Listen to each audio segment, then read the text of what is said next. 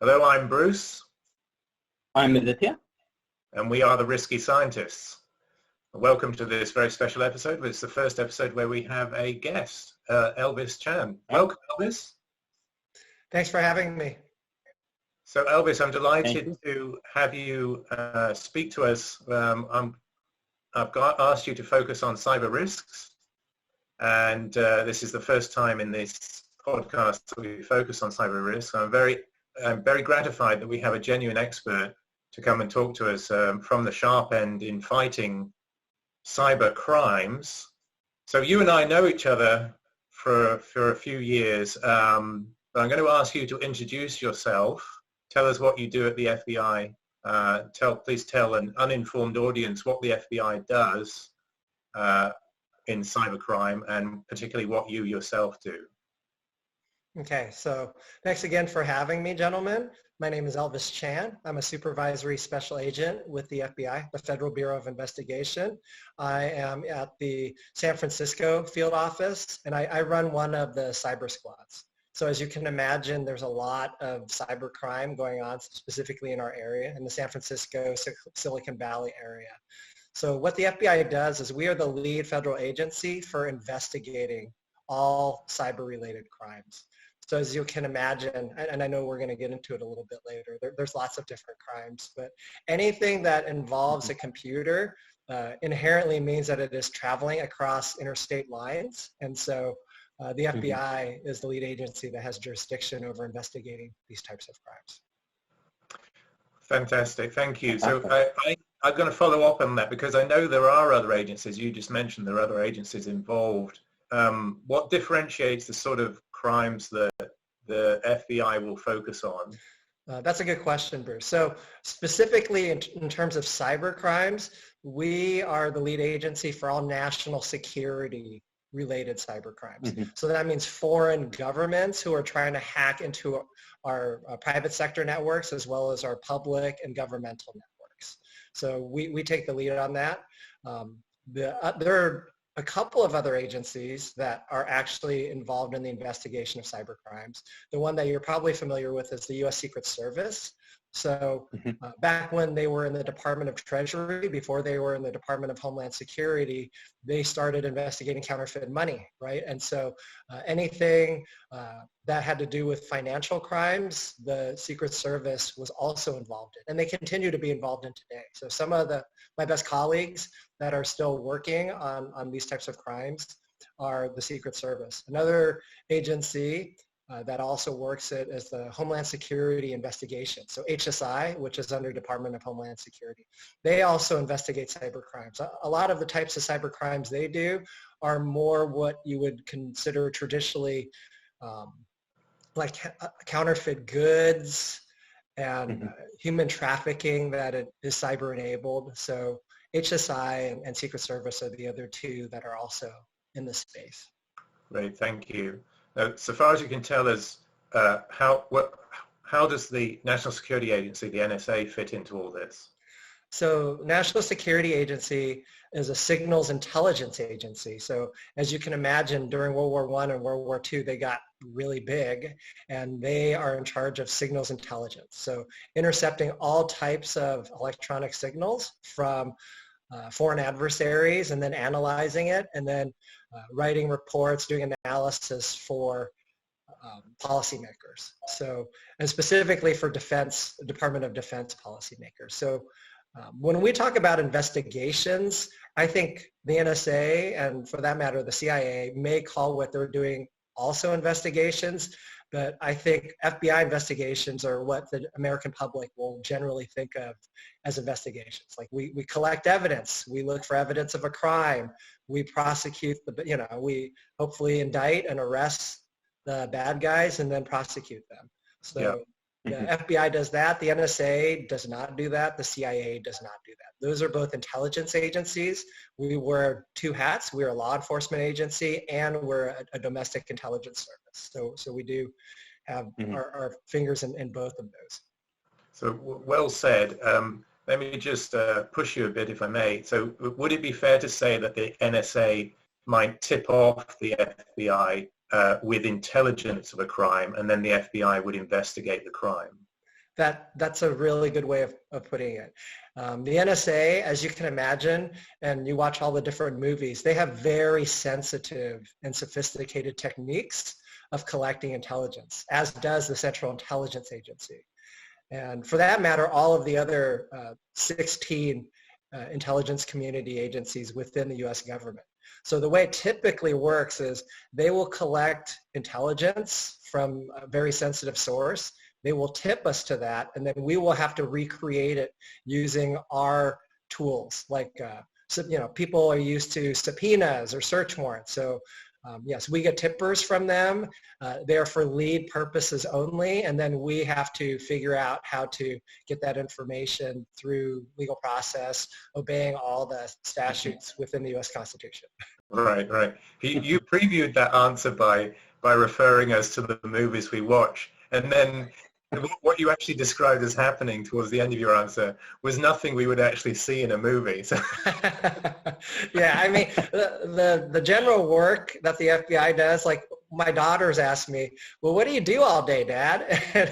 And I say, well, I go to meetings, I write reports, I review search warrant affidavits. Like there's a lot of paperwork, but right.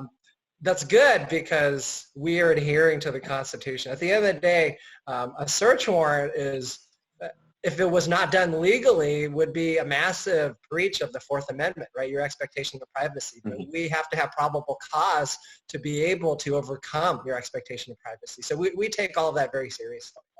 Well, fantastic. Actually, that's a fantastic segue, because I want to ask you now about how cyber criminals are exploiting the current COVID-19 emergency.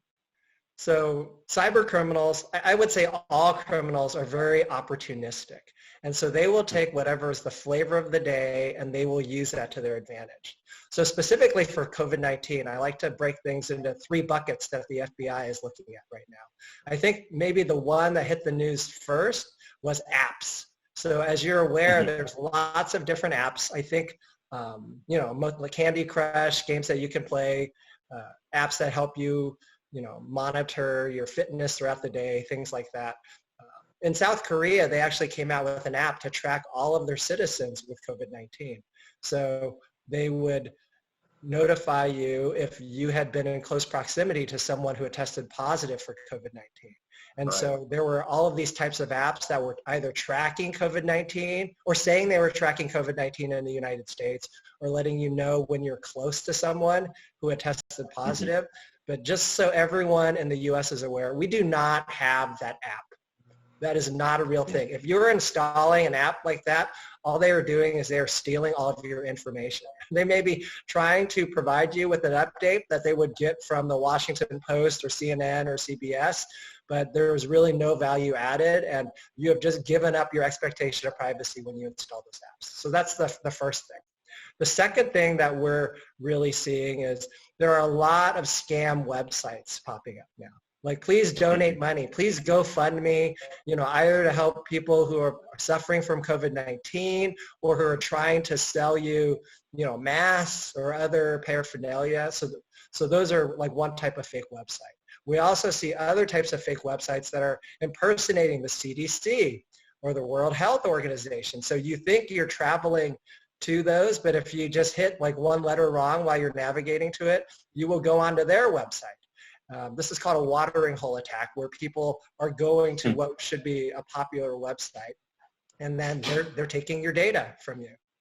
And so number 2 is fake websites. The third, and probably the most insidious thing that we're seeing right now, is phishing attempts that are COVID themed. So if you are getting lots of emails that have a COVID-19 theme on them, I would argue that 98% of them are from bad people trying to get you to click on links or trying to send you to those fake websites. And so they may be asking you to donate to charity, or they may be saying, hey, we're from the Department of Treasury, and if you click on this link, you will get your stimulus check quicker. So unfortunately, those are the big 3 types of crimes that we're seeing. But if it weren't for tax day getting pushed out till July, like, you would see a lot of IRS, like fake IRS information right now. But since that's been pushed out to July, everything's COVID-19. Right. That's very well structured. Thank you. So to follow up on that, in previous episodes, we've talked, Aditya and I have talked about how risks can compound other risks. So something new pops up and that synergizes with other risks, and then you've got, now you've got escalating risks that previously you didn't necessarily take any notice of. So relating to COVID-19, how have public responses to COVID-19, so perhaps the lockdown or social distancing or changes in economic behavior, how have these public responses or social responses compounded the cyber risks that you're seeing? So I think we are actually doing one of the things that is compounding the risk even more. As you can imagine, as you mentioned, we're all physical distancing now. We're all mostly at home. There's only so much Netflix you watch, right? So people are on their devices, their smartphones, their laptops, their desktops at home, more than I argue that they usually would be. Because if you were allowed to meet in person, like I would rather meet with you guys in person and do a podcast in person as opposed to, doing it over the laptop. So that has been the biggest driver, I think, all of us having to telework, either telework or telelearn or do telehealth. So anything that is related to all of this remote connectivity has been the biggest thing. And so it's kind of ironic. We are on Zoom. Zoom bombing became a thing about 3 weeks ago, right? And so I would argue some of it was Zoom's fault. I don't think they imagined that they would get what they went from like 2 million to 200 million users within 2 weeks. So when you go over like 2 orders of magnitude in terms of users, they weren't ready for it. Right. And so it looks like they're trying to make amends to help fix that. And I would say a lot of the problem was also people not understanding how to configure Zoom in the first place for privacy, which is where you got Zoom bombing. People can figure out, like, especially if there's not a password or you leave a session open, people can just randomly figure out how to get into a certain Zoom session. And, right now it's teenagers who are doing the Zoom bombing, but I think what we're looking to later is insider trading situations, right? People getting insider knowledge. They're squatting on sensitive telecommunication sessions. Like what we're talking about is unclassified. I want the public to get out. So if someone were to Zoom bomb and listen in on us, that would make me happy, right? So then we'd know we already had the user. Yeah. So by the way, just so the audience knows, is that a crime for somebody to Zoom bomb and listen to insider trader information? Yes. There's actually a statute. It's called unauthorized access to a computer network. So, for example, if someone were to hop onto the session, like only 3 of us are on the session, right, that you have allowed. But if someone was eavesdropping and they were able to learn insider information, like, for example, like the Rand Corporation was going to turn into a for-profit publicly traded company, right? And then, maybe someone wants to get in on that, that could be a crime. The problem is right now there's so much Zoom bombing. The FBI, we have to prioritize. So right now we are prioritizing crimes against children. That's kind of the number one thing we're doing right now is people jumping in on sessions and either exploiting children in some way or doing human trafficking, getting them to travel into a unsafe situation. So those are the ones that we're really focused on now. But I think as teleworking continues for the next few weeks, at the very least, you're going to find criminals trying to exploit the insider information portion of it. It's fantastic for our audience to get these warnings direct from you, the expert, seeing it in real time. So thank you. So let me ask a more general question. What do you think are the riskiest cyber risks today? That's a big question you asked, Bruce. I would say the number one risk, and it's been the number one risk since it was invented, is email. So as you're aware, we all communicate through email. And I would say between 80 to 90% of the time, in my personal experience, someone gets hacked because they got an email that convinced them to do something. Either convince them to click on a link or open an attachment or give their personally identifiable information or password information to somebody. So that's almost how it always happens. That's the 80 to 90%. The 10%, I would say we always hear about zero-day vulnerabilities and how like the Russians are using these exploits to hack us. That happens less than 1% of the time. And the reason for that is the Russians, the Chinese, they don't need to do that because they can get you to click on a link, right? Either through an email or through a text. Right. Yeah.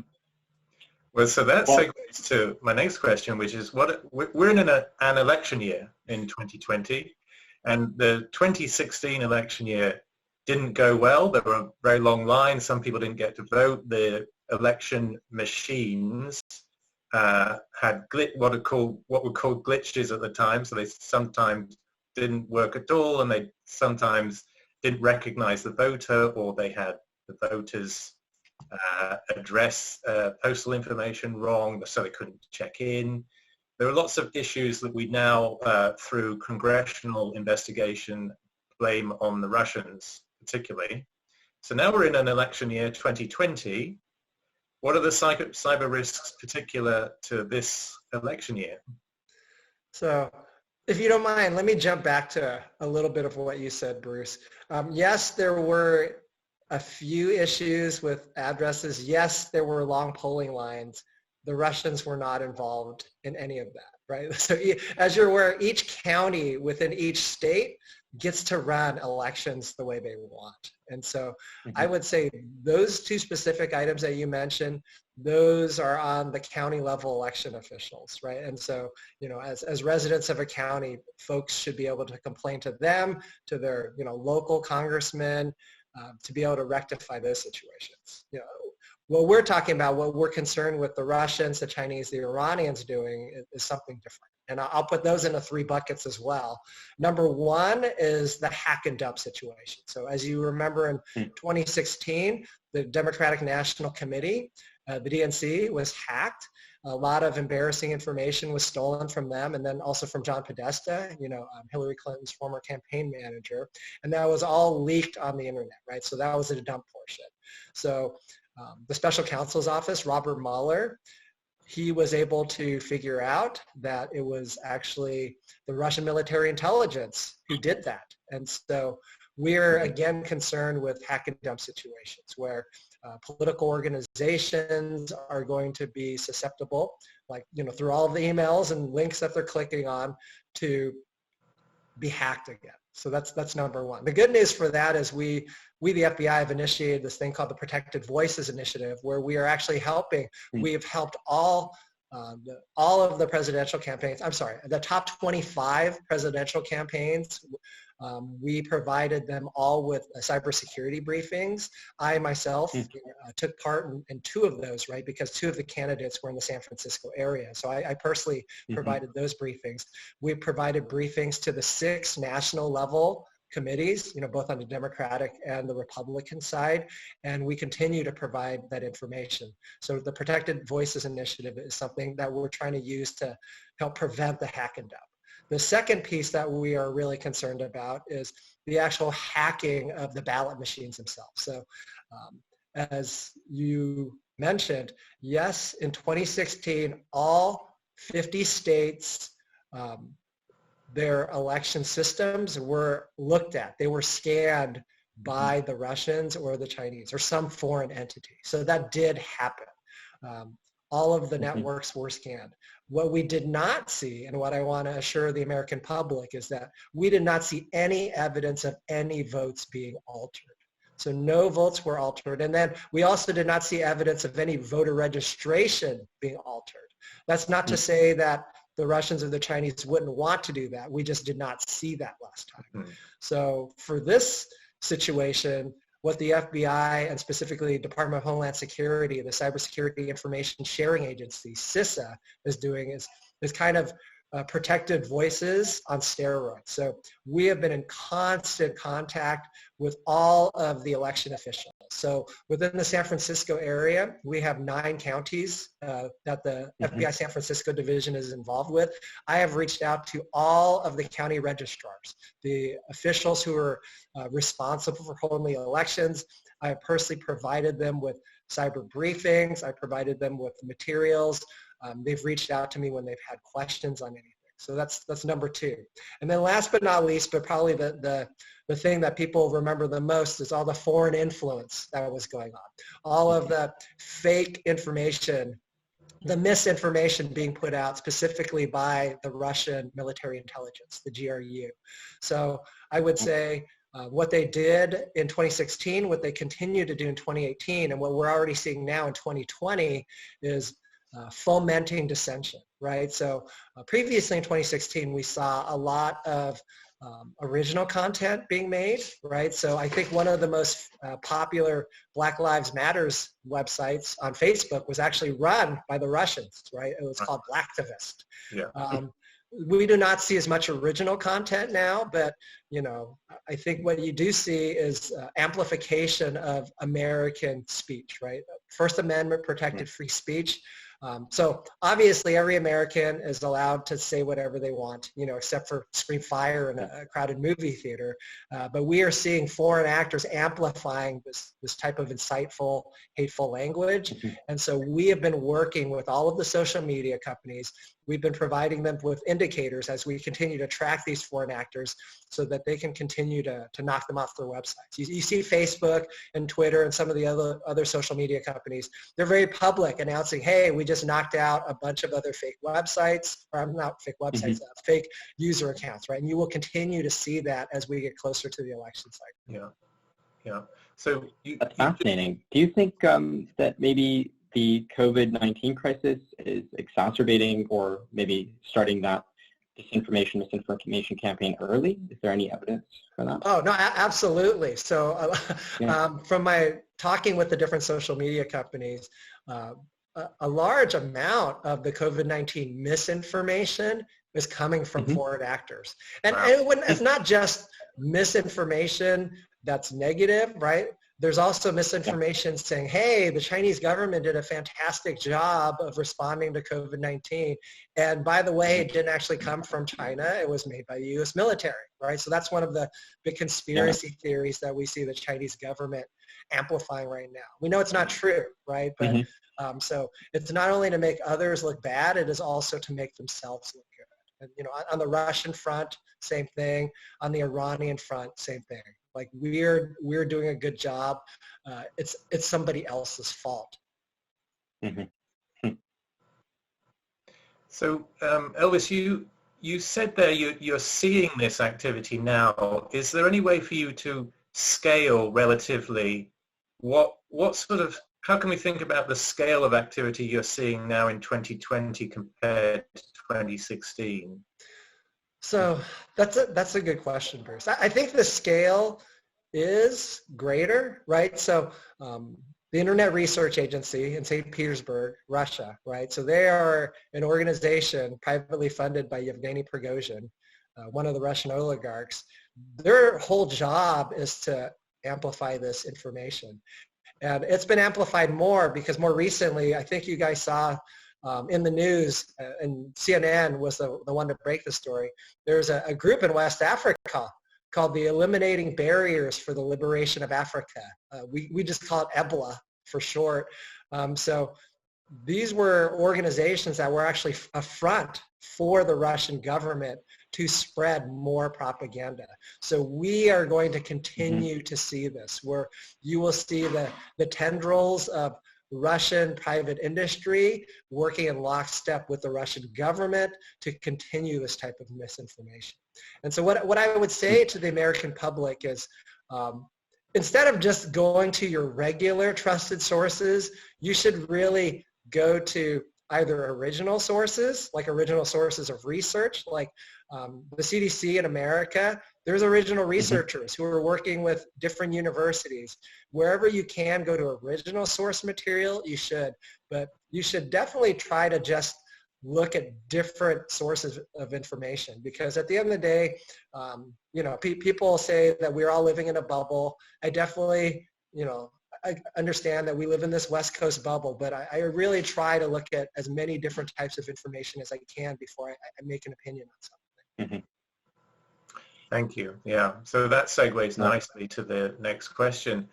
So if we just focus on ordinary members of the public, what advice would you give them, the ordinary members of the public, to reduce their cyber risks at their level?